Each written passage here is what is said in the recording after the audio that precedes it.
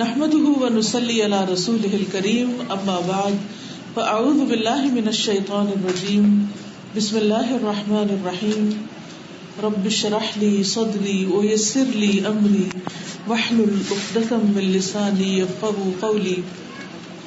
رسول اللہ صلی اللہ علیہ وسلم کی ایک حدیث ہے جس کے مطابق آپ صلی اللہ علیہ وسلم نے فرمایا ان اللہ كتب الاحسان على كل شيء، کہ اللہ سبحانہ وتعالی نے ہر چیز کے ساتھ احسان کو واجب قرار دیا، لازم قرار دیا. حدیث کے مزید الفاظ ہیں کہ جب تم میں سے کوئی جانور کو ذبح کرے وَإِذَا ذَبَحْتُمْ فَأَحْسِنُوا الذِّبْحَ، کہ جب جانور کو ذبح کرو تو اچھے طریقے سے کرو.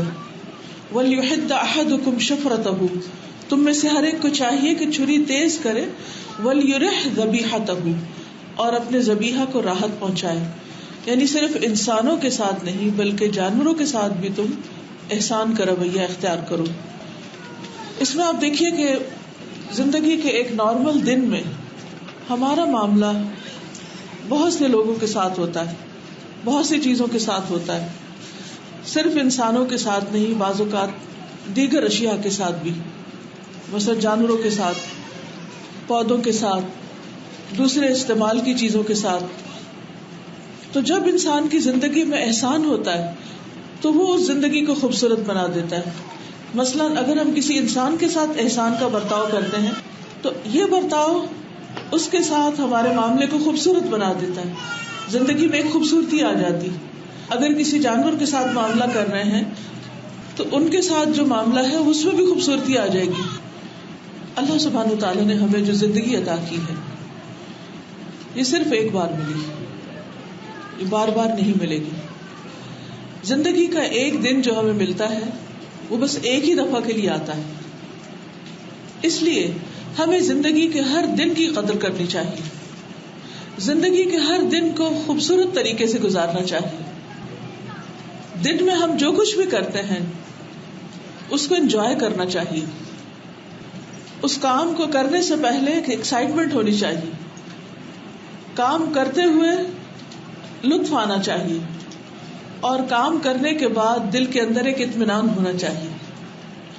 اور یہ سب کچھ اسی وقت حاصل ہو سکتا ہے جب ہم احسان کا رویہ اختیار کریں، خواہ وہ ہماری عبادات ہوں، خواہ لوگوں کے ساتھ معاملات ہوں، خواہ لوگوں کے علاوہ دیگر مخلوق کے ساتھ ہمارا معاملہ ہو. کیونکہ ان اللہ کتب الاحسان علی کل شیء، کہ اللہ سبحانہ وتعالیٰ نے احسان کو ہر چیز کے اوپر لازم کر دیا. اور احسان کا لفظ جو ہے یہ حسن سے نکلا ہے، اور حسن کہتے ہیں خوبصورتی کو.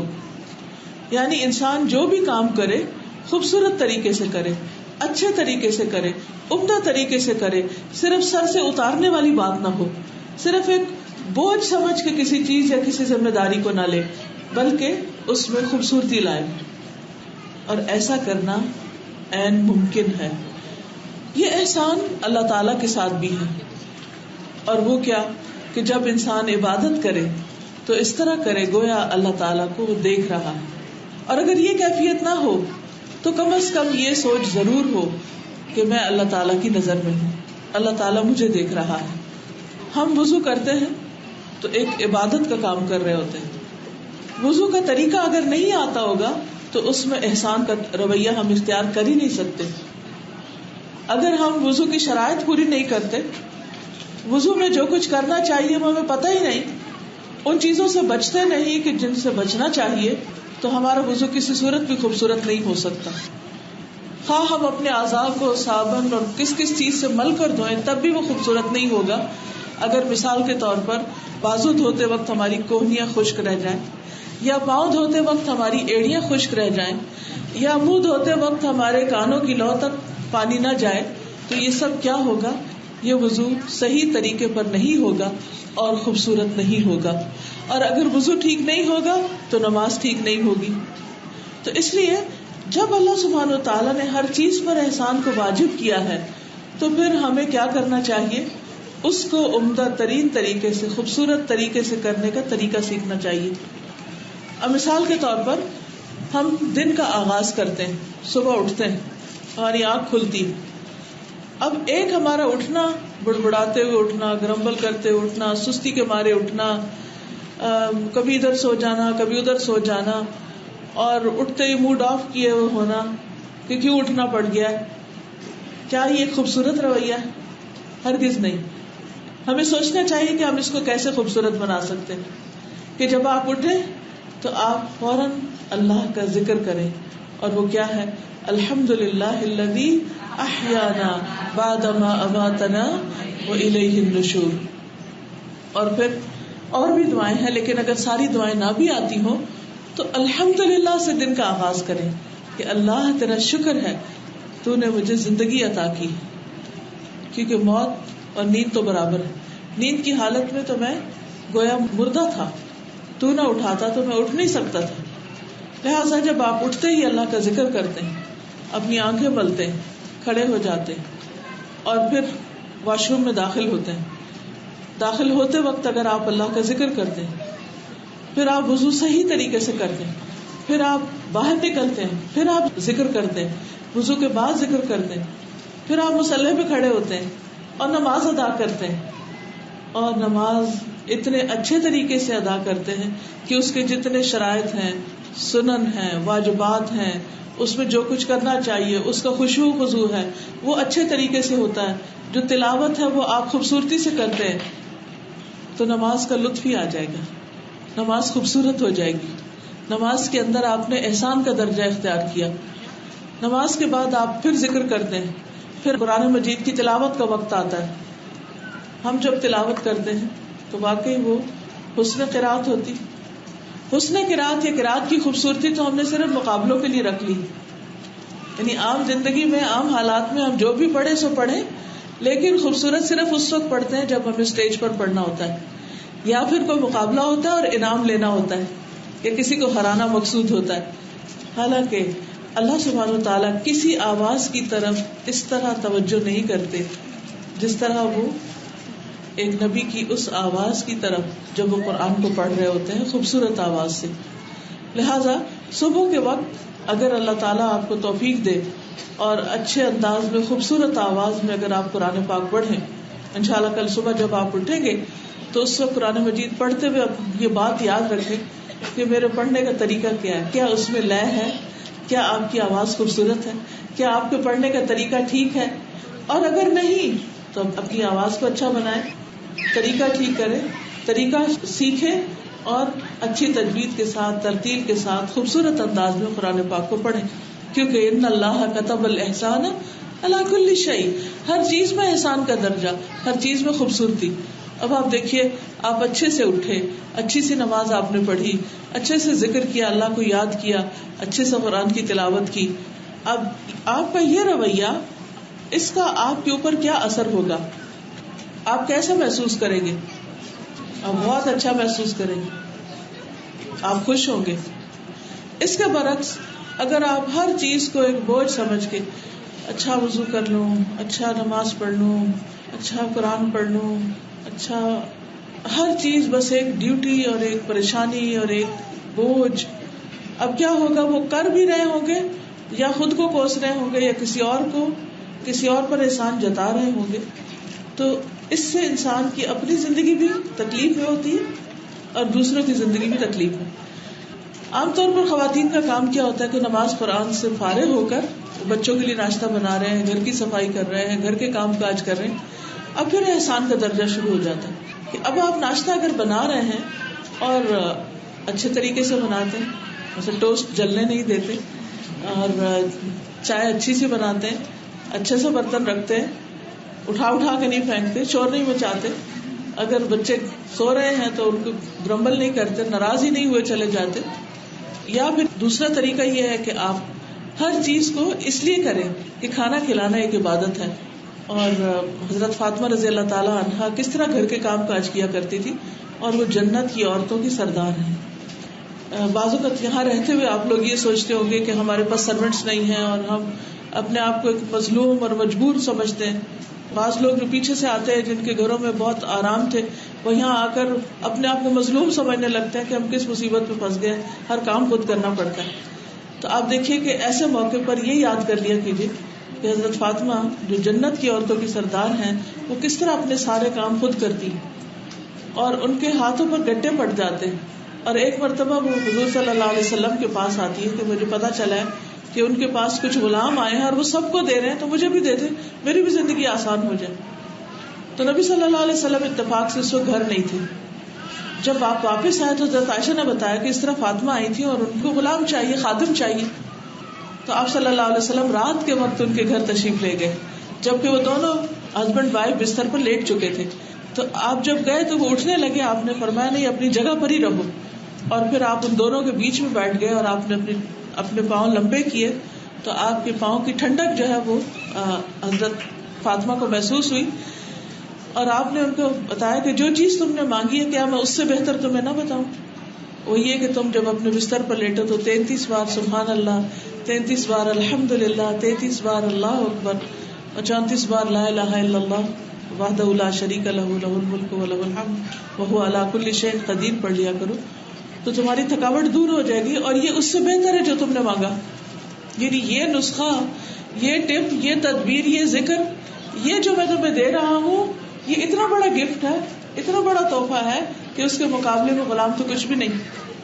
یعنی اس سے تمہارے درجات کتنے بلند ہوتے چلے جائیں.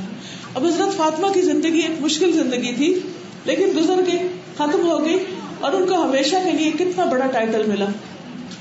اب آپ دیکھیں کہ اس بات سے حضرت فاطمہ نے کوئی آرگیومنٹ نہیں شروع کی، کوئی ناراضگی کا اظہار نہیں کیا، کچھ نہیں، بلکہ وہ خوش ہو گئی اور انہوں نے اطمینان کی زندگی بسر کی. بعض حالات ایسے ہوتے ہیں کہ جو انسانوں پر آ جاتے ہیں. اب اس میں بھی ایک رویہ یہ ہے کہ روتے ہوئے زندگی گزارو اور ایک یہ ہے کہ انسان خوش رہے اور اس پر بھی اللہ کا شکر ادا کرے اور اپنے سامنے کوئی ایسا رول ماڈل رکھے، اپنے سامنے کوئی ایسی مثال رکھے کہ جس سے اس کا اپنا غم ہلکا ہو جائے. یعنی جس قسم کی سچویشن ہو اس کے مطابق کے حالات اپنے سامنے انسان رکھ لے اور اپنے سے نیچے والوں کو دیکھے کہ ان پر کیسی کیسی تکلیفیں گزری تو اپنی تکلیف کچھ تکلیف نہیں رہے گی. اور اس طرح آپ کی زندگی میں ایک احسان کا رویہ آ جائے گا، آپ کی زندگی خوبصورت ہو جائے گی. پھر اسی طرح ہو سکتا ہے کہ آپ جاب کرتے ہوں، آپ کام کرتے ہوں، آپ کوئی سوشل ورک کرتے ہوں، آپ لوگوں کو فائدہ پہنچاتے ہوں یا کچھ ارن کرتے ہوں اپنے گھر کے خرچ چلانے کے لیے. ہو سکتا ہے کہ آپ سنگل پیرنٹ ہوں، آپ کو بچوں کی تعلیم و تربیت کا انتظام کرنا پڑتا ہو، ساری ذمہ داریاں آپ پر ہوں اور آپ ہر وقت اندر اندر روتے رہتے ہو، غمگین رہتے ہو، اپنے آپ کو یا لوگوں کو قرض کرتے رہتے ہو. یہ ساری چیزیں، ان سے حالات نہیں بدلتے، ان سے انسان کی تقدیر نہیں بدلتی اور اس سے انسان کے اوپر آنے والی مشکل آسان نہیں ہوتی بلکہ اور زیادہ بڑھتی چلی جاتی کیونکہ اندر کا حوصلہ کم ہوتا ہے. اب آپ دیکھیں کہ اگر آپ کو مثلاً کام کرنا پڑ رہا ہے تو ہمیں نبی صلی اللہ علیہ وسلم کے زمانے میں ایک صحابیہ ملتی ہے حضرت زینب جو حضرت عبداللہ بن مسعود کی بیوی تھی اور وہ کام کاج کیا کرتی تھی اور وہ کماتی تھی اور اپنے شوہر پر بھی خرچ کرتی اور اپنے بچوں پر بھی کرتی. ایک دفعہ انہوں نے نبی صلی اللہ علیہ وسلم سے ایک حدیث سنی جس کا معنی یہ تھا کہ جس میں آپ نے خواتین کو صدقہ کرنے کا حکم دیا تھا کہ صدقہ کیا کرو. تو وہ گھر آئی تو اپنے شوہر سے کہنے لگی کہ اب میں تمہیں کچھ نہیں دوں گی، میں سب صدقہ کروں گی کیونکہ صدقے کی مجھے بہت فضیلت پتہ چلی. تو انہوں نے کہا کہ تم یہ فیصلہ کرنے سے پہلے ایک دفعہ حضور صلی اللہ علیہ وسلم سے ضرور پوچھ لو، کیونکہ وہ کہنے لگی کہ آپ لوگوں پہ خرچ کرنے کے بعد میرے ہاتھ میں تو کچھ بچتا ہی نہیں کہ میں کسی غریب فقیر کو دوں. تو بہرحال انہوں نے کہا کہ چلے آپ پوچھ کر آ جائیں. کا نہیں، تم خود ہی پوچھو. تو وہ پھر نبی صلی اللہ علیہ وسلم کی خدمت میں حاضر ہوئی اور انہوں نے پوچھا تو آپ نے بتایا کہ جو تم اپنے گھر والوں پر خرچ کرتی ہو یہ بھی صدقہ اور اس کا دگنا اجر ہے. باہر خرچ کرنے کے مقابلے میں گھر میں خرچ کرنا دوہرے ثواب کا باعث ہے. کیوں؟ اس لیے کہ یہ صلہ رحمی بھی ہے اور صدقہ بھی ہے. تو اس لیے کبھی اگر آپ کے اوپر ذمہ داری آ گئی ہے بچوں کو کھلانے کی یا شوہر جاب لیس ہے اور اس کی بھی ذمہ داری آپ پہ آ گئی ہے یا کسی وجہ سے آپ نے اپنے شوہر کو اسپانسر کیا اور اس کے پاس ڈرائیونگ لائسنس نہیں ہے اور آپ کو ڈرائیو کر کے اسے کہیں لے جانا پڑتا ہے، تو ان تمام مواقع کو بھی نیکی کرنے کا موقع سمجھیں اور ان کو سکھا دیں، راہ بتا دیں، ان کے ساتھ تعاون کریں اور یہ نہ سوچیں کہ مجھے ایک بیبی پالنا پڑ گیا اور ہر کام مجھے کرنا پڑتا ہے. آپ شکر کریں کہ اللہ نے آپ کو یہ ساری سہولتیں دی، نعمتیں دی اور دوسروں سے پہلے دی. آپ کو کسی کا محتاج نہیں کیا بندوں کو آپ کے تابع کر دیا یا آپ کو موقع دیا دوسروں کی خدمت کرنے کا. یہ اصل بات سوچ کی بات ہے. جیسے آپ سوچیں گے، جس طریقے پر سوچیں گے، چیزیں آپ کو ویسی ہی ہوتی نظر آئیں گی. پھر آپ دیکھیے کہ دن میں پھر نماز کا وقت آ جاتا ہے، ظہر کا وقت ہے، عصر کا وقت ہے، مغرب کا ہے، عشاء کا ہے. سارا دن آپ کام بھی کر رہے ہیں، کچھ پڑھا رہے ہیں، کچھ بچوں کی خدمت میں لگے ہوئے ہیں، کچھ بیماروں کی تیمارداری کر رہے ہیں. یہ بھی احسان ہے. تو ایسی صورت میں انسان وقت پر جب نماز پڑھتا ہے تو یہ بھی احسان کی شکل ہے کہ پڑھنی تو ہے نماز، اس میں بلا وجہ تاخیر نہ کی جائے. پھر یہ کہ جو کام اللہ تعالیٰ کے لیے کر رہے ہیں اس کے اندر اخلاص ہو. یہ اخلاص چاہیے احسان کے درجے پہ لے جاتا ہے. یعنی کوئی بھی نیکی جب آپ کریں تو دکھاوے کے لیے نہ ہو، اللہ تعالیٰ کے لیے ہو. اسی لیے احسان کا معنی عبادت میں یہ کیا گیا ہے کہ جب انسان عبادت میں لگا ہو تو اس کا دل فارغ ہو، یعنی دنیا کے دندوں سے اپنے آپ کو فارغ کر لے. لیکن عموماً ہمیں شیطان آ کے وسوسے ڈالتا ہے، اچھا وہ ابھی تم نے کھانا بھی پکانا ہے، ابھی وہ فلاں آنے والا ہے، ابھی ادھر بھی جانا ہے، ابھی یہ بھی کرنا ہے. تو پوری نماز اسی میں گزر جاتی. شیطان کہتا ہے اچھا وہ یاد کرو، وہ یاد کرو، وہ یاد کرو، اور اس کو یہ بھی بھول جاتا رکھتے کتنی پڑی تھی. اب وہ 4 پڑھی کہ 5 پڑھی ہیں، پھر انسان ایک اور رکعت پڑھتا ہے، کبھی نہیں بھی پڑھتا، اور پھر ایک دل میں وسوسہ لے کے اٹھتا ہے پتہ نہیں نماز قبول بھی ہوئی ہے یا نہیں. اب وہ نماز بھی پڑھی، محنت بھی کی، لیکن اس کا وہ لطف نہیں آیا، وہ خوبصورت نماز نہیں ہوئی. پھر اسی طرح یہ ہے کہ اگر انسان پبلک میں نماز پڑھ رہا ہو تو خشوع خضوع کے علاوہ دل میں یہ خیال نہیں آنا چاہیے کہ لوگ مجھے دیکھیں اور مجھے نیک کہیں. اللہ کے لیے کی جانے والی عبادت صرف اللہ تعالیٰ کا حق ہے، اور اس میں صرف اللہ سبحانہ و تعالیٰ ہی کو خوش کرنا مقصود ہو.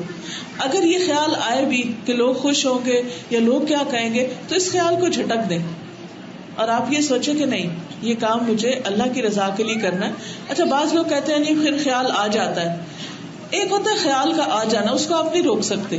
ایک یہ ہے کہ آپ کی نیت کیا تھی، آپ کیا چاہتے ہیں، آپ کے دل میں کیا ہے، آپ کی سوچ میں کیا ہے. اگر آپ کے دل کے اندر یہ بات ہے کہ میں نے اللہ کے لیے کرنا ہے تو خیال آنے سے آپ کا وہ اصل سوچ باطل نہیں ہوتی. انشاءاللہ اللہ سبحانہ وتعالیٰ اس کو آپ کے لیے بہترین اجر کا ذریعہ بنائیں گے.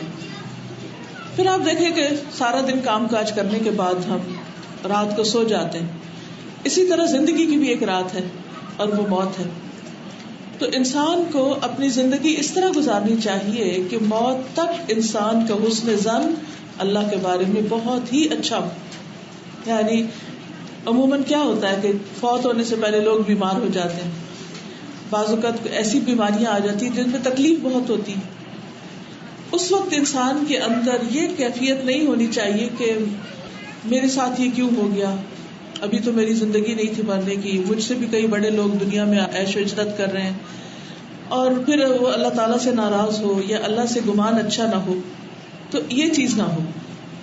موت کے وقت بھی نبی صلی اللہ علیہ وسلم کی جب وفات ہوئی تو اس سے 3 دن پہلے آپ نے فرمایا، حضرت جابر بن عبداللہ کی روایت ہے کہ تم میں سے کوئی اس وقت تک نہ مرے مگر یہ کہ وہ اللہ تعالیٰ کے بارے میں اچھا گمان رکھتا ہے. مثلاً اگر کسی کے اوپر بہت ہی تکلیف آ گئی ہے، موت سے پہلے بیماری آ گئی ہے، تو وہ اسے کیا سوچے. ایک تو یہ کہ یہ سوچے کہ میرے ساتھ بڑا ظلم ہوا اور اللہ سے ناراض ہو کے جائے. تو جو اللہ سے ناراض ہو کے جائے گا اس کا کیا حال ہوگا، پھر اللہ تعالیٰ اس سے کیسے راضی ہوگا. دوسرا یہ کہ وہ اللہ سے راضی ہو. اور اللہ سے راضی کیسے کہ اللہ تعالیٰ یہ بھی آپ کا رحم ہے کہ یہ بیماری میرے لیے تو نے میرے گناہوں کی بخشش کا ذریعہ بنا دی، مجھے پاک صاف کرنے کا ذریعہ بنا دی، اور میرے درجے بلند کرنے کا ذریعہ بنا دی. کیونکہ مومن کو بیماری اس طرح پاک صاف کر دیتی ہے جیسے کوئی سفید کپڑا پاک صاف ہوتا ہے. یعنی اس کی زندگی بھر کی ساری غلطیاں، کمیاں، کوتاہیاں، جو کچھ بھی ہوا اس سے وہ سارے کا سارا بالکل دھل جاتا ہے. اور جیسے انسان نہا دھو کر اسپاٹلیس صاف ستھرا ہو جاتا ہے، اسی طرح بیماری اس کی ساری امپیورٹیز کو صاف ستھرا کر دیتی ہے. اور جب وہ اللہ کے حضور حاضر ہوتا ہے تو دفن کرنے سے پہلے اس کو نہلایا جاتا ہے، اس کو کفن پہنایا جاتا ہے، اور پھر وہ اندر اور باہر سے، ظاہر اور باطن سے صاف ستھرا ہو کے نہا دھو کر اچھے کپڑے پہن کر اللہ کی ملاقات کے لیے دنیا سے رخصت ہوتا ہے. یعنی آپ دیکھیے کہ جو میت کا غسل ہے یہ کوئی معمولی چیز نہیں ہے. اس کو کفن پہنانا جو معمولی چیز نہیں ہے، یہ وہ لباس ہے جو اللہ سے ملاقات کے لیے ہم دنیا سے پہن کے ایک طرح سے جاتے ہیں، اور پھر اس کے بعد قبر میں فرشتوں کا حساب کتاب ہوتا ہے. اگر اس کی زندگی اچھی گزری تو وہاں حساب بھی اچھا ہو جائے گا انشاءاللہ. حساب کتاب میں پاس ہو گیا تو انجام بھی اچھا ہو جائے گا.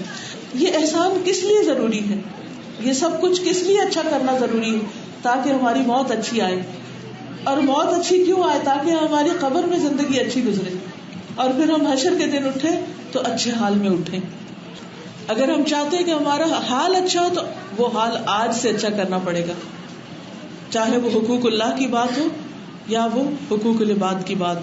نبی صلی اللہ علیہ وسلم نے فرمایا کتنا اچھا ہے کسی کا وہ غلام جو اپنے رب کی عبادت بہت حسن اور خوبی کے ساتھ انجام بجا لائے، اپنے مالک کی خیر خواہی کرے. یعنی وہ غلام، وہ بندہ سب سے اچھا ہے جو اللہ کی عبادت بھی اچھی کرے اور اپنے مالک کی خیر خواہی بھی کرے. یعنی آپ نماز میں بھی اچھے ہوں، روزے بھی اچھے رکھیں، صدقہ خیرات بھی اچھے سے کریں، اور جب آپ جاب یا کام کریں تو اس میں کام چوری نہ کریں، وہ بھی آپ بھرپور طریقے سے کریں.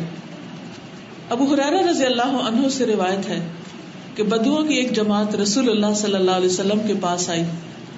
انہوں نے کہا اے اللہ کے رسول صلی اللہ علیہ وسلم، اہل قرآن سمجھتے ہیں کہ ہجرت اور جہاد فی سبیل اللہ سے کم کوئی عمل نفع نہ دے گا. یعنی وہ سمجھتے ہیں کہ بڑے بڑے کام ہی فائدے کے ہیں. لیکن نبی صلی اللہ علیہ وسلم نے ان کو کیا فرمایا؟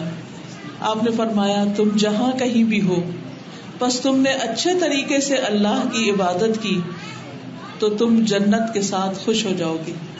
یعنی سچویشن پر ڈیپینڈ کرتا ہے. ایک وقت ہو سکتا ہے کہ جب ہجرت ہو سکتی، ایک وقت ہے یا ایک موقع یا ایک جگہ ہے جہاں ہجرت کا کوئی امکان ہی نہیں ہے. ایک وقت تھا کہ جب لوگ جہاد میں جاتے تھے، لیکن جہاں اور جس جگہ آپ رہتے ہیں وہاں ایسا کوئی امکان ہی نہیں ہے. تو اب کیا ہوگا؟ اب آپ کہیں کہ او ہم نے تو زندگی میں ایسا کچھ کام ہی نہیں کیا لہذا ہمارا تو کوئی درجہ ہی نہیں، کوئی مقام ہی نہیں. نہیں، آپ جہاں رہتے ہیں، جس جگہ رہتے ہیں، جس ماحول میں رہتے ہیں، وہاں آپ ایک اچھے مسلمان بن کے رہیں، ایک اچھے انسان بن کر رہیں. جو آپ کے کرنے کے کام ہیں ان کو اچھے طریقے سے کریں. آپ کے لیے یہی جنت ہے، آپ کے لیے یہی سب سے بہتر چیز ہے. کیونکہ اللہ سبحانہ و تعالیٰ ان چیزوں کے بارے میں آپ سے نہیں پوچھے گا جو آپ کے ہاتھ میں ہی نہیں، جن کا آپ کو موقع ہی نہیں ملا. مثلاً ایک شخص مکہ میں رہتا ہے اور وہ روز حرم میں جاتا ہے، اس کی تو موج ہے. لیکن اگر آپ مکہ میں نہیں رہتے اور آپ کو ہر نماز کا ثواب حرم میں جا کے لاکھ نمازوں کا نہیں مل رہا تو اب آپ روتے ہوئے زندگی بسر کریں. ہو سکتا ہے کہ آپ لاکھ لوگوں کو نماز سکھا دیں اور وہ جتنی نمازیں پڑھیں ہر روز لاکھ کا ثواب آپ کو پہنچے. کوئی اور طریقہ ہو سکتا ہے؟ تو اس لیے کبھی بھی اللہ سبحانہ وتعالیٰ کی رحمت سے مایوس نہیں ہونا چاہیے. کیونکہ دو طرح کے لوگ تھے نا، ایک وہ تھے جو نبی صلی اللہ علیہ وسلم کے صحابہ تھے، دن رات آپ کے ساتھ ہوتے تھے، وہ آپ کے ہر حکم پر لبیک کہتے تھے، ان کو نیکی کے بڑے اعلیٰ درجے کے موقع ملے. اور ایک وہ لوگ تھے جو جنگلوں دیہاتوں میں دور دراز کے علاقوں میں رہتے تھے. کیا یہ ممکن تھا کہ سارا عرب پیننسولا اٹھ کے مدینہ میں آ جاتا؟ کیا یہ پاسبل تھا؟ کیا یہ پریکٹیکل تھا؟ نہیں تھا. اور آپ نے کسی کو کہا بھی نہیں کہ تم سب اپنے علاقے چھوڑ دو اور سب یہاں آ جاؤ. یہ ہو نہیں سکتا. ہوتا کیا تھا کہ لوگ آپ کے پاس آتے، ملاقات کرتے، آپ سے کچھ سیکھتے، کوئی ہفتہ رہتا، کوئی 2 ہفتہ، کوئی مہینہ، کوئی 6 مہینہ، کوئی کتنا، پھر اس کے بعد کیا کرتے؟ واپس جاتے اپنے علاقوں میں. پھر وہاں جا کے کیا کرتے؟ جو کچھ مدینہ میں سیکھا ہوتا وہ جا کر واپس سکھاتے تھے. ان کا جہاد یہی تھا، ان کی نیکی کمانے کا موقع یہی تھا. اور آپ دیکھیں کہ بعض اوقات ایک شخص نے پورے قبیلے کو مسلمان کر دیا. تو آپ کے پاس نیکی کے جو مواقع ہیں ہو سکتا ہے وہ دوسروں کے پاس نہ ہو. مثلاً اس ملک میں رہتے ہوئے آپ کے پاس دعویٰ کرنے کا، اپنے اچھے اخلاق، اچھے طریقے سے لوگوں کو دین کی طرف لانے کا بے پناہ موقع ہے. آپ ایک ایسی جگہ پر رہتے ہیں کہ جہاں پر بہت عدل و انصاف ہے، آپ کے پاس بہت آزادی ہے، آپ کے حقوق محفوظ ہیں، لوگوں کے حقوق محفوظ ہیں، امن امان کے ساتھ رہتے ہیں. اس پر شکر ادا کریں، اور شکر ادا کرتے ہوئے جس طرح آپ کو سہولتیں مل رہی ہیں آپ واپس دینے والے بنے. ایسا کیوں ہو کہ مسلمانوں کا نام صرف لینے والوں میں ہی ہو، کہ وہ بینیفٹس پہ ہی جیئیں، وہ صرف فائدے حاصل کرنے کی سوچیں اور خوش دلی کے ساتھ ٹیکس بھی نہ دیں. یہ تو نہیں ہونا چاہیے نا. آپ دیکھیں کہ کتنی بے شمار فیسلٹیز ہیں جو آپ استعمال کرتے ہیں.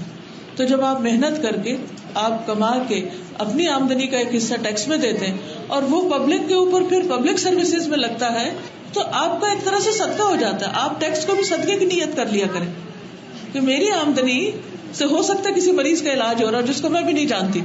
بعض اوقات آپ ڈائریکٹ اپنے ہاتھ سے کسی کو کچھ دیتے ہیں تو اس میں ریاکاری اور دوسرے پر احسان جتانا بھی ہو جاتا ہے. لیکن جب آپ ایک ریگولر اپنا ٹیکس پے کر رہے ہیں اور اس سے کوئی اسپتال بن گیا, وہ کسی اسپتال کی اینٹوں میں لگ گیا, وہ کسی مریض کی جان بچانے والی دوائی میں لگا ہوا ہے, کیا آپ کے لیے اجر نہیں ہے؟ آپ نہیں جانتے, اللہ تو جانتا ہے نا کہ آپ کی محنت کا, خون پسینے کی کمائی کا ایک حصہ ہے. تو اس لیے بہت ضروری ہے کہ جس سچویشن میں ہم ہوں, جس ملک میں ہوں, جس جگہ پر ہوں, وہاں نیکی کے مواقع تلاش کریں کہ یہاں ہم ایک بہت اچھا انسان بن کے کیسے رہ سکتے ہیں, یہاں ہم انسانوں کو کس طرح فائدہ پہنچا سکتے ہیں. کیونکہ احسان دراصل کیا ہے؟ احسان یہ ہے کہ ایسی سوچ ہونا کہ جب حقوق اللہ کی باری آئے تو میں اپنی ذات سے یا جو اللہ نے مجھے دیا اس سے میں لوگوں کو کس طرح بینیفٹ کر سکتی ہوں. مثلا آپ کے پاس علم ہے تو آپ ہر وقت سوچا کریں کہ میں اپنا علم کس طرح شیئر کروں کہ لوگوں کے لیے آسانیاں پیدا ہوں.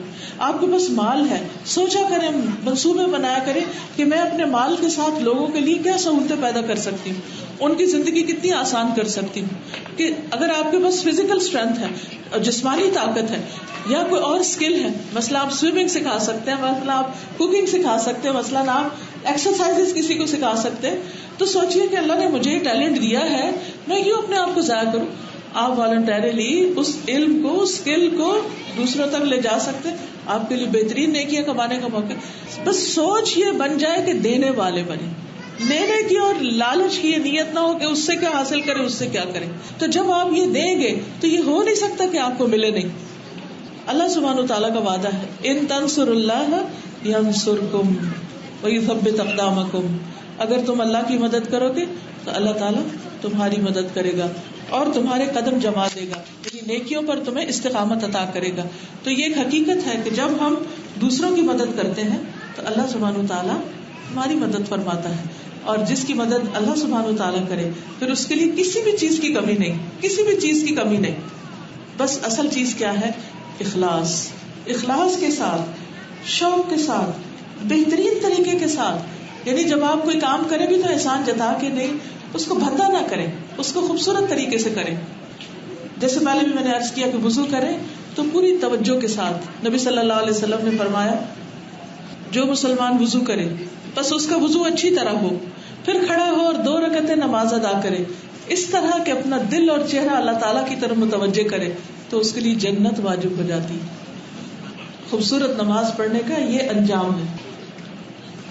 رسول اللہ صلی اللہ علیہ وسلم نے فرمایا جو آدمی پاکی حاصل کرتا ہے اور عمدہ طریقے سے, یعنی مثلا غسل کرنا ہے, نجاست اپنے سے دور کرنی ہے, استنجا کرنا ہے, آپ واش روم استعمال کرنے کے بعد اس جگہ کو صاف کرتے ہیں, اپنے آپ کو اچھی طرح صاف کرتے ہیں, اپنے ہاتھ اچھی طرح دھوتے ہیں, یہ سب کچھ کیا ہے؟ احسان کے درجے میں ہر چیز کرنا. فرمایا کہ جو شخص پاکی حاصل کرے, عمدہ طریقے سے کرے, پھر ان مسجدوں میں سے کسی مسجد کی طرف جائے تو اللہ تعالیٰ اس کے لیے اس کے ہر قدم پر جو وہ رکھتا ہے زمین پر ایک نیکی لکھ لیتا ہے, اس کے ایک درجے کو بلند کر دیتا ہے اور اس کے گناہ کو مٹا دیتا ہے. لیکن یہ کب ہوتا ہے؟ جب آپ اچھی طرح وضو کر کے اچھی نیت کے ساتھ آپ مسجد جا رہے ہوتے ہیں. پھر اسی طرح نماز کے اندر احسان, پھر زکوٰۃ میں احسان. زکوٰۃ میں احسان کیا ہے کہ اپنا گھٹیا اور کنڈم مال جو ہے وہ اللہ کے راستے میں نہیں, اچھا مال دو, کیونکہ 10 سے لے کر 700 گنا تک اجر بڑھتا ہے. لیکن اس اجر کے بڑھنے کا ریشو کیا ہے؟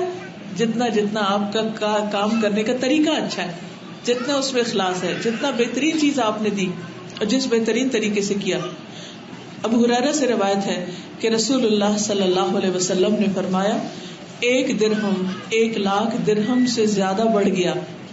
لوگوں نے عرض کیا کس طریقے سے؟ یعنی ایک شخص نے بس 1 کوائن خرچ کیا, صرف اونلی $1 مثلا, لیکن اس کو جو اجر ملا وہ 1,00,000 کا. اتنا زیادہ پروفٹ. تو کیسے؟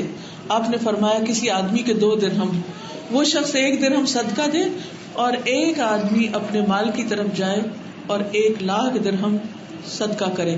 یعنی مطلب کیا ہے کہ ایک شخص جب وہ اس کو اللہ کے راستے میں دے تو اسے اتنے عمدہ طریقے سے دے کہ وہ اس کی نیکی 1,00,000 لکھی جائے اس کے لیے. صرف 10 نہیں, صرف 100 نہیں, صرف 700 نہیں, 1,00,000.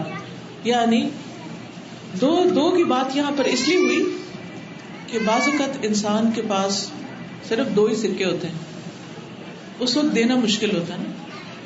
اگر آپ کے پاس 100 ہیں اور اس میں سے آپ 1 نکال کے دے رہے ہیں تو کوئی بات نہیں, لیکن آپ بس 2 ہیں صرف, اس میں سے 1 آپ اپنے لیے رکھتے, اچھا میں کوئی چائے پانی لے لوں, اور 1 آپ فی سبیل اللہ ڈال دیتے. آپ نے ایک مشکل وقت میں جب کے پاس صرف 2 تھے, آپ نے اس میں سے 1 نکال کے دیا ہے, تو یہ آپ کی بہت ہمت اور عزم کے کاموں میں سے, یہ آسان نہیں ہے.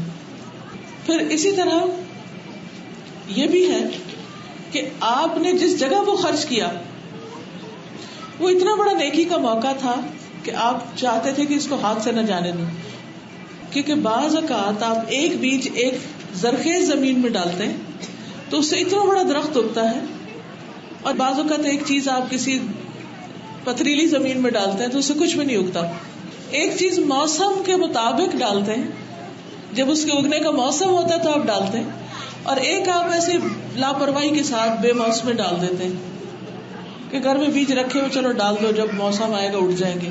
نہیں, فرق ہو گیا نا. تو اجر کس لحاظ سے بڑھتا, مکان, زمان, کوالٹی, کوانٹٹی. بعض اوقات کوانٹٹی کم بھی ہوتی ہے لیکن کوالٹی بہت ہوتی ہے. پھر ڈیپینڈ کرتا ہے کہ آپ نے کس جگہ پر کیا, پھر یہ کہ کس وقت پر کیا. تو ان تمام چیزوں کے ساتھ جب آپ ایک کام کرتے ہیں تو آپ نے فرمایا کہ 1 درہم 1,00,000 بن گیا. پھر اسی طرح رمضان, روزے, فرمایا من صام رمضان ایمانا واحتسابا غفر له ما تقدم من ذنبه. ایک ہے بے روح روزے, بس روزے آگے ہم رکھنے, اور ایک یہ ہے کہ انسان پورے ایمان کے ساتھ اور نیکی کی امید رکھتے ہوئے روزے رکھے. جیسے لمبے روزے آ رہے ہیں, بار بار پیاس نہ کرے, بلکہ جب بھی تکلیف ہو تو کہے اس پر اجر ہے, اس پر اجر ہے. ہم بعض اوقات کمپیئر کر رہے ہوتے ہیں, ہمارا روزہ اتنا, پاکستان میں اتنا, سعودی عرب کا اتنا, فلاں کا اتنا, آسٹریلیا میں تو سردی ہے اور یہاں گرمی ہے, اور فلاں جگہ ایسا, وہ تو موج میں اور ہم مشکل میں ہیں. نہیں, ان باتوں کی ضرورت نہیں. اگر ہم سب سے زیادہ مشکل میں ہیں تو اجر بھی سب سے زیادہ ہے. کل پرسوں مجھے کسی نے لنک بھیجا کہ رمضان ایپ ڈال لیں آپ نا, تو وہ بتاتی ہے کہ روزے کا کتنا ٹائم باقی, یعنی روزے کی لینتھ بتاتی. اچھا, جب میں نے ڈالی تو مسز آگا کے حساب سے اس میں لکھا ہوتا 13 گھنٹے اور کچھ نا, روزہ تو نہیں تھا لیکن وہ ٹائم بتانے لگے. میں نے کہا تو بڑی خطرناک ہے, جس نے روزہ رکھا ہر تھوڑی دیر کے بعد کھول کے دیکھے, ہر تھوڑی دیر کا, اور اس میں سیکنڈ بھی بتائے ہوتے, اتنے منٹ اتنے سیکنڈ باقی. میں نے کہا یہ تو سب بہت ٹائم ویسٹر ہے, کیونکہ سارا وقت بس ایک دفعہ جب چل پڑے اللہ کے راستے میں تو چل پڑے, جب کھلے گا تو کھل جائے گا. لیکن ہر لمحہ اگر انسان یہ سوچ لے کہ اس میں میرے لیے اجر ہے تو وہی وقت جو پینفل وقت ہے وہ خوشگوار ہو جائے گا. مثلاً آپ بیمار ہیں, مثلاً آپ دکھی ہیں, اگر آپ یہ سوچ لیں کہ مومن کو کانٹا بھی چبھ جائے تو اجر ہے اس کے لیے, گناہ معاف ہوتے, تو آپ کیا کریں گے, اس تکلیف کے ایک ایک لمحے کو سکون سے لیں گے. مجھے اس وقت اجر مل رہا ہے, میرے گناہ معاف ہو رہے ہیں, میرے درجے بلند ہو رہے ہیں, مجھے اللہ کا قرب مل رہا ہے, میں اس پر بھی اللہ کا شکر ادا کرتی ہوں. تو وہی تکلیف آپ کے لیے تکلیف نہیں رہے گی, بس سوچ بدلنے کی ضرورت ہے, ایٹیٹیوڈ بدلنے کی ضرورت ہے. پھر اسی طرح نبی صلی اللہ علیہ وسلم نے حج کے بارے میں فرمایا بر الحج اطعام الطعام وطیب الکلام. حج مبرور وہ ہے جس میں کھانا کھلایا جائے اور اچھی گفتگو کی جائے. اچھا, وہاں سب کو خود کھانا کھانے کی فکر ہوتی ہے اور ہر ایک کو یہ تھا مجھے مل جائے کچھ, لیکن حج مبرور وہ کر رہے ہوتے ہیں جو لوگوں کو کھلانے والے ہوتے ہیں کہ اچھا اس کو ملا یا نہیں, اس نے کھایا یا نہیں, اس نے کھایا یا نہیں. اور ہو سکتا ہے دیکھنے میں یہ چیز لگے کہ یہ تو معمولی چیز ہے, اور یہ شخص تو ایسے ہی بس ہر وقت پوچھتا رہتا ہے. نہیں, اس کو پتا ہے کس نیت سے پوچھ رہا ہے, وہ اپنے حج کو حج مبرور بنانے پہ تلا ہوا ہے. اور اچھی گفتگو کی جائے کیونکہ وہ بہت مشکل وقت ہوتا ہے, پسینے سے شرابور, پیاس ہے, تھکن ہے, سب کچھ ہے, اس کے باوجود اچھے سے بات کر رہے ہیں. یہ ہے نا موقع اچھی بات کرنے کا. یہاں بیٹھ کے کرسی پہ تو اچھی بات کرنا آسان ہے، لیکن حج کے وقت، تکلیف کے وقت، جب تھک کے موڈ آف ہو جائے، اس وقت آرام سے بات کرنا، آرام سے سن لینا، اور اگر کوئی کرٹیسائز کر دے کسی بات پر تو اس کو سہ لینا، یہ ہے دراصل اخلاق، یہ ہے دراصل حج مبرور. کیونکہ جو حج مبرور کر کے لوٹا وہ ایسے لوٹا گویا ماں کے پیٹ سے آج پیدا ہوا، اتنا صاف ستھرا ہو کے واپس آیا گناہوں سے. جہاں تک ہیومن ریلیشن شپس کی بات ہے تو اس میں سب سے بڑا احسان ہمیں کس کے ساتھ کرنا چاہیے؟ ہمارے احسان کا سب سے زیادہ مستحق کون ہے؟ قرآن مجید میں بار بار اللہ سبحانہ وتعالیٰ فرماتے ہیں وَبِالْوَالِدَيْنِ احسانا، والدین کے ساتھ احسان کرو. وَقَضَىٰ رَبُّكَ أَلَّا تَعْبُدُوا إِلَّا إِيَّاهُ وَبِالْوَالِدَيْنِ احسانا. عبداللہ بن مسعود کہتے ہیں کہ ایک شخص نے نبی صلی اللہ علیہ وسلم سے پوچھا کون سا عمل سب سے افضل ہے؟ آپ نے فرمایا وقت پہ نماز پڑھنا اور والدین کے ساتھ نیکی کرنا، پھر اللہ کے راستے میں جہاد کرنا. اچھا، بعض والدین تو بہت سافٹ ہارٹیڈ کائنڈ ہوتے ہیں، لیکن بعض والدین بہت سخت ہوتے ہیں. اب ان لوگوں کا یہاں امتحان ہوتا ہے. تو جو والدین سخت ہوں، ہر بات میں ناراض ہوں، تو ان کے ساتھ احسان کرنا اور بھی زیادہ بڑے اجر کا باعث ہے. ایک اور چیز جسے کرنا نہیں چاہیے وہ کمپیریزن نہ کریں. میرے ماں باپ ایسے ہیں اور میرے دوست کے ماں باپ تو بہت اچھے. بعض اوقات ایسا ہوتا ہے نا کہ بچے اپنے دوستوں کے گھر جاتے ہیں تو ان کے پیرنٹس ان کے ساتھ بڑا اچھا معاملہ کرتے ہیں، وہ پھر آ کے اپنے ماں باپ کو کمپیئر کرتے، برا بھلا کہنے لگتے. اور اگر وہ نہ مان رہے ہو بات تو کہتے ہیں آپ تو ہمارے ساتھ ایسا کرتے ہیں اور فلاں کے پیرنٹس ایسا کرتے ہیں، انہوں نے تو بچے کو یہ لے دیا، آپ تو مجھے کچھ بھی نہیں لے کر دیتے. ان تمام چیزوں میں انسان جو ہے وہ صبر اور استقامت کے ساتھ اپنی ذمہ داری پوری کرتا رہے. والدین اگر نان مسلم بھی ہوں تب بھی احسان کرنا چاہیے، جیسے حضرت اسماء نے اپنی والدہ کے ساتھ کیا تھا. پھر اسی طرح وفات کے بعد بھی احسان کرنا چاہیے، دعائیں مانگتے رہنا چاہیے. رب ارحمہما کما ربیانی صغیرا ربنا اغفر لی ولوالدی وللمؤمنین یوم یقوم الحساب. پھر یہ کہ ان کے دوستوں کے ساتھ صلہ رحمی. رسول اللہ صلی اللہ علیہ وسلم نے فرمایا نیکیوں میں سب سے بڑی نیکی آدمی کا اپنے باپ کی وفات کے بعد اس کے دوستوں سے اچھا سلوک کرنا. یعنی صرف باپ سے نہیں، باپ کے دوستوں سے بھی اچھا سلوک کرنا. یہ ایسا رشتہ ہے. قبیلہ جوہینہ کی ایک عورت نبی صلی اللہ علیہ وسلم کی خدمت میں حاضر ہوئی اور کہنے لگی کہ میری والدہ نے حج کی منت مانی تھی لیکن وہ حج نہیں کر سکی، انتقال ہو گیا، کیا میں ان کی طرف سے حج کر دوں؟ آپ نے فرمایا ہاں تم حج کرو. کیا اگر تمہاری والدہ پر قرض ہوتا تو کیا تم نہ ادا کرتی؟ تو ان کا ضرور کرتی. فرمایا کہ یہ بھی اللہ کا قرض ہے، اس کو ادا کر دو. اس لیے والدین کے صدقہ، نظر، نیاز، یہ جو بھی انہوں نے مانا ہوا ہے اس کو پورا کرنا بھی ان کے ساتھ احسان ہے. پھر آ جاتا میاں بیوی کا آپس میں ایک دوسرے پر احسان کرنا، جو پھر ایک بہت بڑا ٹیسٹ ہوتا ہے. عام طور پر ہم مقابلے پر رہتے ہیں، ہمارے سے اچھا سلوک ہوگا تو ہم کریں گے، ہمارا حق ملے گا تو ہم دیں گے.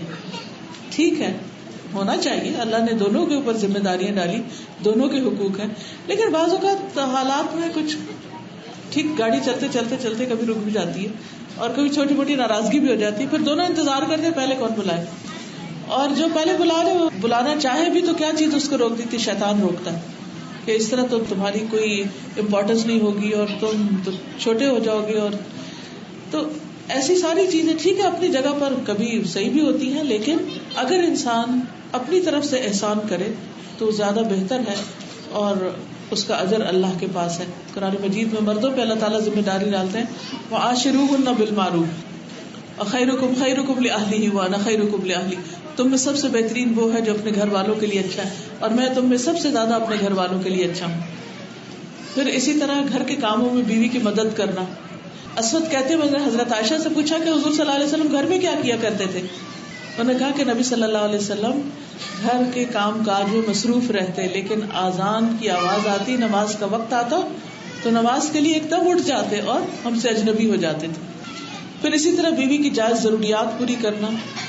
پھر بیوی کا شوہر کے ساتھ احسان کرنا، اس کی فرمانبرداری کرنا. فرمایا بہترین بیوی وہ ہے جس کی طرف تم دیکھو تو وہ تمہیں خوش کر دے، یعنی اسمائل بیک کرنا. نہ بھی اسمائل کوئی کرے تو خود سے اسمائل کرنا. اور جب تم کسی بات کا حکم دو تو وہ بات مان جائے، تمہاری عدم موجودگی میں تمہارے مال اور اپنی ذات کی حفاظت کرے. پھر اسی طرح اطاعت اور خدمت کرنا. پھر اسی طرح شوہر کی اجازت کے بغیر دوسروں کو، اپنے والدین یا دوسرے لوگوں کو کچھ نہ دینا الا کہ اپنا ذاتی مال ہو.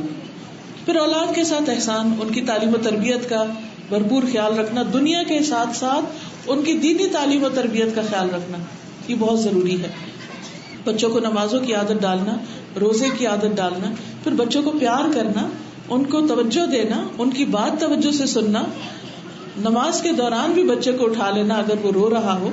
پھر بچوں کی لڑائی میں ان کے درمیان عدل کرنا، فیوریٹزم نہیں، کیونکہ بعض اوقات ایک بچہ بہت اوبیڈینٹ ہوتا ہے یا جلدی بات سنتا ہے تو ہم ساری توجہ اس کی طرف کر لیتے ہیں. پھر بیٹیوں کے ساتھ بھی احسان کرنا. ہمارے یہاں عموماً بیٹیوں کو حصہ نہیں دیا جاتا وراثت میں، تو یہ بہت بڑا ظلم ہے. ان کا وہ حق جو اللہ نے ان کو دیا ہے اور ہمارے پاس رکھ دیا ہے، اس کو ادا کرنا بہت ضروری ہے. پھر باقی رشتہ داروں کے ساتھ احسان، اپنی بہن بھائیوں کے ساتھ. مثلا جس حضرت جابر نے شادی کی ایک بڑی عمر کی عورت سے، حالانکہ وہ خود ینگ تھے، صرف اس لیے کہ ان کی 7, 8 یا 9 بہنیں تھیں جو جوان تھی اور ان کی شادی نہیں ہوئی تھی اور چھوٹی بچیاں بھی تھیں، تو انہوں نے ان کی تربیت کے لیے اپنی بیوی کا انتخاب ایسے کیا جو ان کی دیکھ بھال کر سکے. پھر صدقے میں سب سے پہلے رشتہ داروں کو دینا اور اس کے بعد باہر دینا. پھر یتیموں اور مسکینوں کے ساتھ، سوسائٹی کے جو مجبور کمزور طبقات ہیں ان کے ساتھ احسان کرنا.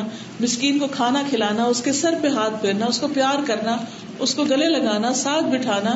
یعنی چھوٹے بچے، خاص طور پر یتیم بچے جو ہیں ان کے ساتھ حسن سلوک. پھر مسافروں کے ساتھ اچھا سلوک کرنا، ان کو راستہ بتانا، ان کی مدد کرنا. جو نئے امیگریٹس یہاں آپ کے پاس آتے ہیں ان کو راہ دکھانا، ان کو گھر دیکھنے میں، گھروں کی ویونگ میں، یا ویسے جو ان کی ضروریات ہیں، بازار کا راستہ بتانے میں، کہاں سستی اور اچھی سبزیاں ملتی ہے، کہاں کون سی چیز بہتر ہے، ان تمام چیزوں میں ان کی مدد کرنا. پھر خادم کے ساتھ یا جو آپ کے ساتھ سب آرڈینیٹس کام کر رہے ہیں ان کے ساتھ اچھا سلوک کرنا، ان کی تعلیم و تربیت کا خیال کرنا. اور پھر ہر ایک کے ساتھ اچھا کرنا، کیونکہ اللہ نے ہر ایک کے لیے احسان لکھا ہے.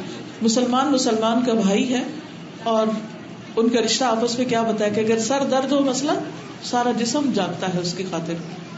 پھر مظلوم کی مدد کرنا.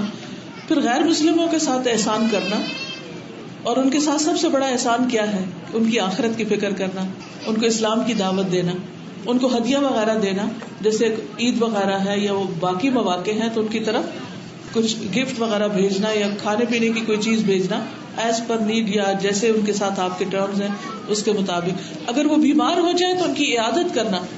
نبی صلی اللہ علیہ وسلم کا ایک غلام تھا جو یہودی تھا، تو وہ بچہ تھا، بیمار ہو گیا اور کافی سیریس بیمار ہو گیا. تو نبی صلی اللہ علیہ وسلم اس کی عیادت کے لیے گئے اور آپ نے اس کو جا کر کہا کہ تم اسلام قبول کر لو.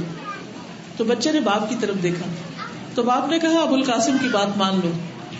تو آپ صلی اللہ علیہ وسلم نے اس کو کلمہ پڑھوایا اور وہ مسلمان ہو گیا اور اس کے بعد اس کی وفات ہو گئی. تو آپ بہت خوش ہوئے اور آپ نے فرمایا کہ اللہ کا شکر ہے جس نے میرے ذریعے ایک جان کو جہنم کی آگ سے بچا لیا. تو اس لیے نیور لوز ہوپ. ہو سکتا ہے آپ ساری زندگی احسان کر رہے ہوں اور وہ آپ کی بات نہ مانتے، این آخری وقت میں اللہ نے ہدایت لکھی اور آپ بھی ذریعہ بن جائے ہدایت کا اور وہ آپ کی نجات کا ذریعہ بن جائے. پھر کسی پر ظلم نہ کرنا. پھر جانوروں کے ساتھ احسان، اگر ذبح کرنا ہو تو اچھے طریقے سے کرنا، ان کی بھوک پیاس کا خیال رکھنا. بعض لوگ پیٹس رکھ لیتے ہیں لیکن ان کی کیئر نہیں کرتے ان کی ضرورت کے مطابق. اول تو رکھے ہی نہ، اور اگر رکھے تو پھر ان کی ساری ضروریات بھی پوری کریں.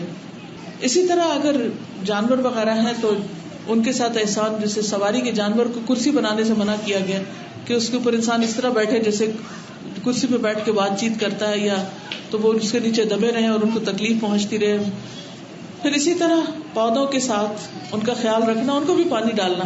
کچھ لوگ انڈور پلانٹس رکھ لیتے ہیں بڑے شوق سے اور پھر دنوں گزر جاتے ہیں اور پانی دینا بھول جاتے ہیں. بس صرف اتنا کہتے اوہ ہم بھول گئے. تو یہ کافی نہیں ہے، بلکہ ان کو بھی پیاس لگتی ہے اور ان کے بھی حقوق ہیں. اور اگر نہیں آپ دے سکتے تو باہر رکھ دیں، اللہ تعالیٰ خود ہی ان کو پانی پلا دے گا. پھر اسی طرح جب آپ لوگوں کو دین کی طرف بلائیں تو ان کے ساتھ احسان کا معاملہ کریں، اچھا سلوک کریں. اور پھر اگر آپ علم حاصل کریں تو علم میں پختگی حاصل کریں، محنت کریں، کیونکہ کسی بھی چیز میں احسان کا درجہ، ایکسیلنس کا لیول اسی وقت پیدا ہوتا ہے جب انسان اس میں محنت کرتا ہے. پھر احسان میں یہ بھی چیز آتی ہے کہ دوسروں کی غلطیوں کو معاف کر دینا. یہ بہت بڑا احسان ہوتا ہے. ان کے خلاف دل میں گرجز نہیں رکھنا. کھلے چہرے سے پیش آنا، کسی کی اذیت پر صبر کر جانا. پھر اسی طرح احسان کے بدلے میں احسان کرنا. نان مسلمز کے بھی احسان کو یاد رکھنا. نبی صلی اللہ علیہ وسلم نے ایک موقع پر فرمایا اگر مطعم بن عدی زندہ ہوتا اور ان لوگوں کی یعنی بدر کے قیدیوں کی سفارش کرتا تو میں اس کی سفارش پر انہیں فدیہ لیے بغیر چھوڑ دیتا. یعنی چونکہ اس کا احسان تھا تو آپ صلی اللہ علیہ وسلم نے اس کی اچھائی کا ذکر کیا.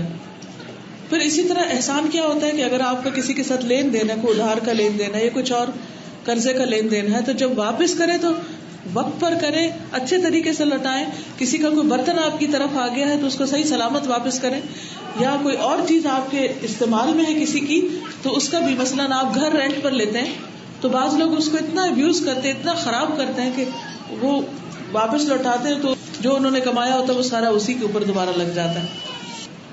پھر اسی طرح یہ ہے کہ جب کوئی ہمارے ساتھ احسان کرے تو اس احسان کو مانا جائے، اس پر بگڑا نہ جائے یا یہ نہ کہا جائے سو وٹ، ایسا تو سبھی کرتے ہیں. نہیں، کسی کے بھی اچھے سلوک کو فار گرانٹیڈ نہ لیا جائے اور اس کے ساتھ اچھا معاملہ کیا جائے. اس حدیث کو میں آپ کو عربی میں سناتی ہوں اور اس کے ساتھ ہی میں اپنی بات ختم کروں گی. الأمر بالإحسان الذبح والقتل عن أبي يعلى شداد بن أوس رضي الله عنه عن رسول الله صلى الله عليه وسلم قال إن الله كتب الإحسان على كل شيء فإذا قتلتم فأحسنوا القتلة وإذا ذبحتم فأحسنوا الذبحة وليحد أحدكم شفرته وليرح ذبيحته. Assalamu alaikum. Just a brief summary translation in English of this very beautiful lecture. The lecture began with the hadith of the Prophet ﷺ saying that Allah has made ihsan obligatory on everything. And even when you slaughter an animal, do it with ihsan. So give comfort to the sacrificial animal. Daily we interact with humans, animals, objects, and all sorts of things. The way we behave with them, the way we do ihsan with them is how to beautify a relation. We are given life only once, so it's important that we make the most of this life. And the best way to enjoy this life and make every moment worthy, make every moment beautiful, is to do ihsan. Ihsan means to beautify something, to do something with goodness, with extra care, with extra gentleness and softness, and at the level of perfection. So we know that ihsan is wajib on everything. So let's say a person wakes up in the morning, instead of being grumpy and complaining that, oh, I have woken up and I didn't want to. The way we can make every morning beautiful is by remembering Allah and by reciting the dua of morning. In the same way, after waking up, when we make wudu, make an amazing wudu. At every step, be cautious, be very careful. Know that you're doing this for the sake of Allah and that you will get reward for this. Afterward, when you're praying salah, don't make salah something like, oh, I'm just praying and I need to get over it and I need to sort of move on with my day. But slow down and pause for beautiful recitation. Sometimes we make recitation only for the sake of competition. That the only time when I will read pretty and with a sound and a beautiful voice will be when I will get a reward for it on a stage or something. Know that Allah does not listen to any sound of voice more than He listens to the sound of recitation of the Quran. So in salah, when you're reciting the Quran, keep in mind that Allah is listening to me and I should beautify my voice for Him. And check ourselves, does my voice have good tune? Am I reciting in a pleasant manner? And in the same way, after salah, when you are going about your day, you're doing your chores, ihsan comes in again. Ihsan is something which can make our day beautiful. We can look at making breakfast as a painful thing. Oh, toast, tea, butter, waking up kids, they're not waking up, I'm getting late. And we can grumble and we can growl, or we can put in ihsan. We were reminded of Fatima radiallahu anha, who used to do so much housework, and she was the only one doing housework in her family, that her hands would have blisters on it. And one point she went to the Prophet ﷺ to ask for a helper, And the Prophet ﷺ in return taught her these statements, tasbihat, subhanallah, alhamdulillah, Allahu Akbar. And the Prophet ﷺ said, this is better for you. And she took these statements very graciously and very humbly. Now we know that Fatima radiallahu anha is known as the leader of all women in Jannah. So we learn from this is the fact that life will pass by. You will have, difficulties and challenges in your life, but they will only be a phase. You can overcome them, and the best way to do that is through your thinking. Sometimes we are put in a situation which is really hard, and we may not like it, but there are two ways of handling that situation. One is to be, complain and feel sorry and feel pity, like why me? Or the other way is, okay, no problem, inshallah, let's do it. We were also given the example of Zainab radiallahu anha, who was the wife of Abdullah bin Mas'ud, and she was the provider for her family. So her husband wasn't working, and many women sometimes face a situation that husband is jobless, or they're single mothers, or they have just the financial responsibilities at home, and they can, every single day feel sorry for themselves and feel miserable. Why me? My life is so hard, and cry every day. But this only increases their pain. They don't feel any better. Zainab radiallahu anha heard a hadith from the Prophet ﷺ about charity. So she said to her husband, I'm not going to give you any money. Whenever I spend on you, I have nothing left to give out to the poor. But charity has so much reward, so now I'm going to spend on the poor. So her husband said, why don't you ask the Prophet ﷺ before you make this decision? And she did. And the Prophet ﷺ told her that when you spend upon your family, you get twice the reward for sadaqah. Because one, you're getting the reward for sadaqah, and two, you're getting the reward for joining relations. And also, after your daily work, you may come back home, it's time to pray. Ihsan in prayer is that you pray on time, and to pray with sincerity. And the prayer, the salah is not for show off, that somebody will look at me and they will like what I'm doing, or they will praise me, or they will think good of me. Sincerity in worship is that we do worship only for the sake of Allah, only to please Allah. And at the same time, worship with sincerity is when you are praying only with concentrating upon Allah. The salah is not, a daily checklist. Okay, I have to go cook now, I have to go clean now. Okay, I have done this, I have done that. But salah is really remembering Allah and trying your best to come closer to Allah through your prayer. Ihsan in the whole of life is to have good assumption of Allah and to think good of Allah. Every life comes to an end, and sometimes that end comes with death, with a disease, or with a tragedy. And ihsan is not to be upset with Allah. That, I'm still young, why do I have this pain, why do I have this injury, why did I become sick, everybody else is enjoying life, it's not fair. So ihsan is knowing and thinking well about Allah subhanahu wa ta'ala. Jabir bin Abdullah radiallahu anhu said that no one should die except that they are thinking good of Allah. And mercy of Allah is even in the disease, that Allah subhanahu wa ta'ala is erasing my sins and raising my ranks with this disease or with this difficulty that I have. He's washing away all my sins. It's like when you take a shower, all the impurities, all the dirt washes away with you. So if I'm dying because of this disease, then inshallah I'm cleansing myself, and Allah is helping me cleanse myself through this disease. And we were told that, when a person dies and they're given ghusl, they're given a bath, and then they wear the shroud, that's the clothes or the dress that you wear to meet Allah subhanahu wa ta'ala.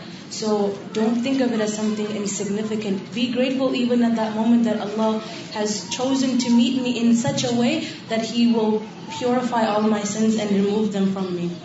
And why do we have to do ihsan in our entire life? Is so that we will have a good death. Why do we do ihsan in our life? So that when we are examined in the grave, we have good examination. A group of Bedouins came and asked the Prophet ﷺ that believers think that only jihad and migration in the way of Allah will benefit. But the Prophet ﷺ said, no, if you were to worship Allah in the best of way, wherever you are, even this will benefit you, and you will be happy with paradise. So sometimes we wait for big deeds, like, this tremendous thing I'm going to do, and this is going to be so, momentum, and this is going to be so colossal, and this is how I'll enter Jannah. But what we are told here is to live our life the best that we can wherever we are.